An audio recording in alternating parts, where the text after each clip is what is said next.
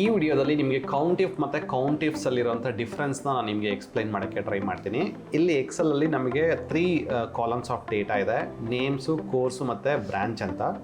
ನನಗೆ branch Hosakote ಬ್ರ್ಯಾಂಚಲ್ಲಿ total students ಎಷ್ಟಿದ್ದಾರೆ ಅಂತ find out ಮಾಡಲಿಕ್ಕೆ ನಾನು ಯೂಸ್ ಮಾಡೋವಂಥದ್ದು ಕೌಂಟಿಫ್ನ ಯೂಸ್ ಮಾಡಬೇಕಾಗತ್ತೆ, ಅಥವಾ ಕೌಂಟಿಫ್ಸು ಯೂಸ್ ಮಾಡ್ಬೋದು. ಫಸ್ಟ್ ನಾನು ಕೌಂಟಿಫ್ ಯೂಸ್ ಮಾಡ್ತೀನಿ.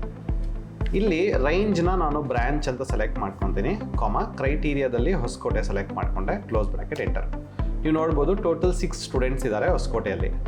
ನೆಕ್ಸ್ಟ್ ಕ್ವಶನ್ನು, ಹೊಸಕೋಟೆಯಲ್ಲಿ GST ಕೋರ್ಸ್ ತೊಗೊಂಡ್ರಂಥ ಸ್ಟೂಡೆಂಟ್ಸ್ ಎಷ್ಟು ಜನ ಇದ್ದಾರೆ ಅನ್ನೋ ಫೈಂಡ್ ಔಟ್ ಮಾಡಲಿಕ್ಕೆ ಆವಾಗ ಕೌಂಟ್ ಇಫ್ಸ್ ಯೂಸ್ ಮಾಡಬೇಕಾಗತ್ತೆ. ಬಿಕಾಸ್ 2 ಕ್ರೈಟೀರಿಯಾ ಇದೆ, ಬ್ರಾಂಚ್ ಅನ್ನೋದು ಒಂದು ಕ್ರೈಟೀರಿಯಾ, ಕೋರ್ಸ್ ಅನ್ನೋದು ಸೆಕೆಂಡ್ ಕ್ರೈಟೀರಿಯಾ. ಆವಾಗ ಈಕ್ವಲ್ಸ್ ಕೌಂಟ್ ಇಫ್ಸ್ ಯೂಸ್ ಮಾಡಬೇಕು.